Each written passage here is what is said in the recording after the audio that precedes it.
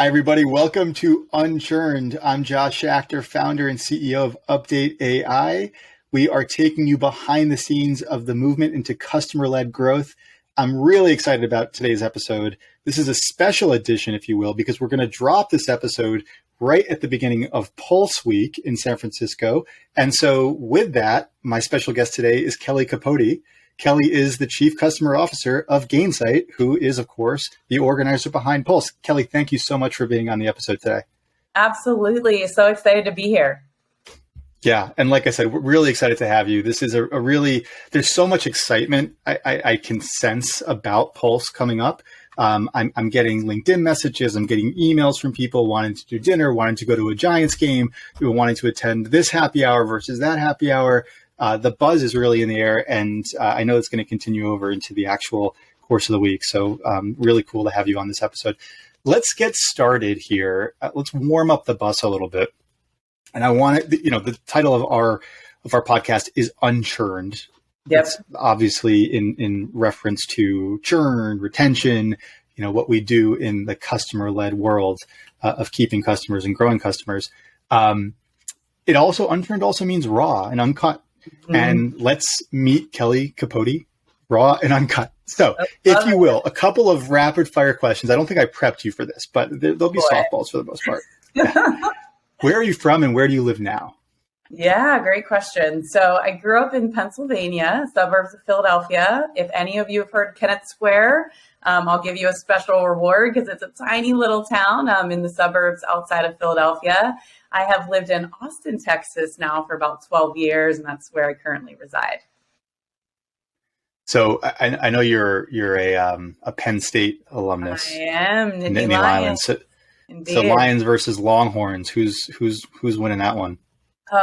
Lions, of course, but I have, taken a love for the Longhorns. So they're like my number 2 college team, but certainly Nittany Lions all the way. PSU, baby. What was your first job? First job, I like to always say I was a hostess with the mostest. So funny enough, I think that maybe I learned some of my customer service, customer success skills of listening to people, taking care of them. But yeah, this was like obviously post-college, but I was a hostess, I was a waitress, and I loved it. Like I still joke, like I could go do it today. I just love talking with people and interacting and honestly making them happy. So that was my original stomping grounds, I think, into customer success. That was my first job too. I was the host with the most. You were the hostess with the mostest. I was the host with the most. California Pizza Kitchen in my hometown in Connecticut. Yep. Right near ESPN studios where they record. So I used to get all the ESPN anchor guys, all the sports celebrities for lunch at California Pizza Kitchen. Yeah, it was pretty cool. And even a couple of the guys took dates there, which was interesting. And I used to jump them to the head of the line on a Friday night. They loved me for it. But it's funny because I ask a lot of people this question and it's always the same. It's and I think there's a reason behind that too. Mm-hmm. Yeah. I agree. There's a common thread there, no doubt. Totally. As CCO of Gainsight, what's the most important metric to you? Oh, that's a good question. So I would say NRR, net revenue retention.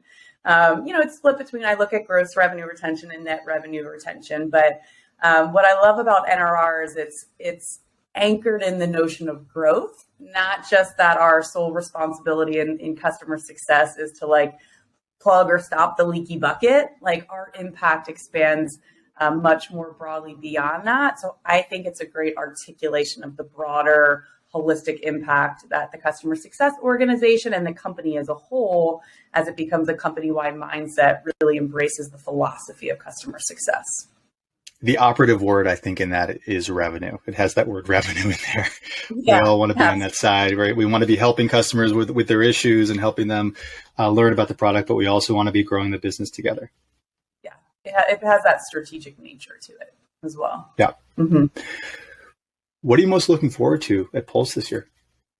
Yeah. So, well, first of all, I'm just excited to get back in person with people. I think we all have this pent up energy of just seeing each other and connecting. and not doing it over Zoom meetings. So I'm excited just to get out and see the community in person. I have lots of customer meetings. I'm doing a session. I'll be at the keynote. But I'm really excited just for the topics and the themes that we're going to be putting out there. I think that we've talked about a lot of the same things for several years. And I think the industry as a whole has really matured. And we're on this next sort of iteration of customer success. So leaning into digital-led customer success and product-led growth, all these things that organizationally we're all trying to figure out. And it's like the next frontier of customer success. So I'm excited for us to learn together, grow together, tons of good speakers, but most importantly, it's a sense of community that I'm looking forward to the most. Yeah. So if I go to the Pulse homepage, the H1 is "Together we are unstoppable." I think "better together" was also something that I heard previously, which is in spirit of what you just said. You sound very optimistic about customer success, this next leveling up of CS. I don't know if it's the 2.0 or 3.0, whatever versioning we're at right now for the world of CS. But why should you be optimistic? Why should we be optimistic? We're in this time, aren't we in this time of doom and gloom? Tech stocks are 50% down this year. There's an impending recession. There's wars around the world. There's supply chain crises. Rub the smile off your face. Why tell us why should we not be so gloomy about what's going on in the world and how it's affecting CS? Yeah, listen, you're spot on. There's lots of stuff that we can get caught up in. I think, when we all walked into 2022 and the start of this year, we were all super excited and in that growth at all costs mode where, investing was happening left and right. And then I think it caught us all by surprise a little bit in terms of the economic shift that we saw happen in such a short time period, right? Like you rewind 3 or 4 months ago, everyone was like, oh, great. We're crushing our numbers and everything's great. And then all this doom and gloom appeared. But I think we have to look for the positive in the doom and gloom. And so what we're thinking about at Gainsight, and you'll hear a lot about this at Pulse too, is this is a time where you can really embrace and find your unique advantage, so to speak, and really show up for your customers and be the differentiator and separate yourself from the competition. So yes, maybe market conditions aren't as ideal as we all would love them to be, but the reality is the world that we were sort of operating in the past 12 to 18, 24 months, I would think of it as a little bit of an anomaly. We're kind of stabilizing to old times where profitability also matters. Growth is still important and NRR is still going to be one of the core metrics that organizations rally around. But as businesses, we're supposed to make money and you're supposed to be profitable. So the reason I think it's not all doom and gloom is in these times, I think it forces businesses to take a hard look at their operating rhythms and their organizational structures and make some of the right decisions that will actually set them up for long-term sustainable success. Because at the end of the day, if you're optimizing for both levers of growth and profitability, you're going to be well positioned to ride the highs, ride the lows, and it's what we call durable growth. So growth is still important, but is it durable so that as we kind of have these ebbs and flows, especially from a market conditions perspective, you're able to ride the tide, and come out well positioned regardless. So we're introducing what we call a durable growth playbook at Pulse. I can't wait to share it with you all. But what this is really about is embracing that, there's going to be a ton of appreciation on the customer base. I feel like I'm in a little bit of deja vu to when COVID first happened. And that was a really big catalyst for customer success, not just the function of customer success. Yes, I lead a customer success organization, but what energized me more was that there was broader appreciation and company-wide alignment of a customer-centric mindset and strategy to really put customers at the center of everything you do. Right? Why did that happen? So let's go back to COVID for a second. So what were some of the forces in play that ushered in that appreciation for CS when COVID first hit. Yeah, and I think there's a lot of parallels to what we're seeing that happen right now, right? So when COVID first happened, everyone kind of freaked out a little bit. Like, we didn't know what that was going to mean, especially in the tech world, right? Whereas how much softening were we going to see in new pipeline? Like, how much were we going to miss our numbers? So the natural reaction to that was, oh my goodness, we need to preserve the revenue that we have in place today. I mean, at the end of the day, sometimes your customer base, that is much higher than even your bookings quota or target for the year. So there was this universal understanding of, oh my goodness, wow, we really need to be delivering value to our customers because they do have power and they do have alternatives. So how do we make sure that we're all speaking this language of outcomes and finding ways to lean into this to maybe even broaden our footprint, since organizations may be looking at tech stack consolidation, et cetera. So I think it was just this natural reaction, given that there was fear and probably like an understanding that sales were going to slow for a little bit in terms of new logo acquisition. Well, how do we lean into our customer base, make sure that we're not losing any revenue there, and find ways, to drive expansion through the base. So I think it was a huge catalyst for customer success. That's really when I started to see it show up more in like board conversations and folks really leaning into additional metrics around the customer base. And I think we're going to see that trend continue, especially now more than ever. I'm going to continue to drag you down here. So I love your cheery optimism, right? I'm going to counterbalance that a little bit. So you're the CCO of Gainsight. You're in this incredible position to be the CCO of the leading company to provide services to CCOs, right? That's so meta, and I'm not going to make a pun about your CEO's last name with that, but like, I would not be the first, right, or last, but like, so you're in this great place with that. What are the headwinds? You must hear headwinds from heads of CS and CCOs that you talk to. For sure. So I think the headwinds are a few things. Number one, I think in these times, everyone's going to be squeezed to do more with less, right? So the luxury that we had of, maybe the expenditures to get the headcount and things like that, and just throw more bodies right at the situation, is probably going to look quite differently for many organizations, especially as they get into back half planning and fiscal planning for the next calendar year. So what that means is we're really going to see organizations double down, in my opinion, on what I call digital-led customer success. So the world in which, everyone's kind of figured out, for the most part, how to do customer success with a human-led approach.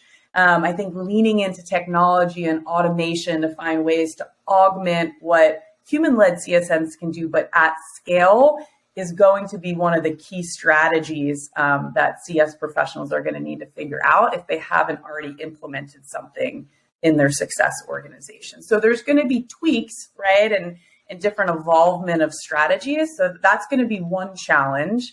And then the other headwind, in my opinion, is going to be around the bar for value realization. When everyone's spending and spending's loose, like, it's easier to get some of those renewals across the finish line where maybe the option's okay, it's not great, but this is going to force organizations to really have a unified approach around, outcomes or value delivery, and have hard, quantifiable ROI, so that they're above the line, so to speak, when they're, when everyone's pulling out their budget seats and figuring out where they, might need to decrease tech spend. We're really going to need to lean into outcomes, and you're not just going to get by on relationships, in these times. Now, with that being said, I think we do have the opportunity to lead into being human first, right? And being there for our customers and bringing empathy to the situation. And that will show up in terms of long-term relationships, but that also has to be paired with some measurable amount of value so that they can justify the spend. Because people only have so many dollars, and they're going to peanut butter spread it in the areas that are going to drive the most impact for their business. Peanut butter spread it. I like that. I'm noting that one down. I've never heard that term used before. That's cool. It interests me to go back to the digital-led CS that you mentioned. It interests me in a self-serving way. or self-curious way, because my company is a platform to enable better meetings between customer success teams and their clientele. And so what I hear in the background, is you're saying, well, Kellie Capote is telling me now there's going to be less meetings, less human touch. Maybe not. I don't know. But tell me like one way that might manifest this trend into digital led. And does that necessarily mean lower touch? How maybe is that manifesting itself again at Gainsight? Yeah, this is a great question. And I actually, I published an article on this recently on Forbes, and it talks about human-led customer success and digital-led customer success are not at odds with one another. So the biggest shift that I've seen folks, I think in the early days of digital-led, or people used to call it tech touch, it was much more of like a targeted segmentation strategy for like their low tier of customers, right? That they just couldn't, like the cost to serve model didn't just, like the unit economics just didn't make sense. But what started to happen, and we did something similarly about a year and a half, 2 years ago, is I'm seeing customer success organizations embrace like a digital-led customer success program. And it's not, the intention is not just to serve a subset of lower spend customers, but it's a strategy and a program that will benefit, your customers up and down the segmentation, pyramid, so to speak. So the way we do it at Gainsight is we will often do nurturing programs or one-to-many things, and we will experiment. Like I always think of your lower spend customers as like the experimentation ground. We will experiment those programs in the low end of customers.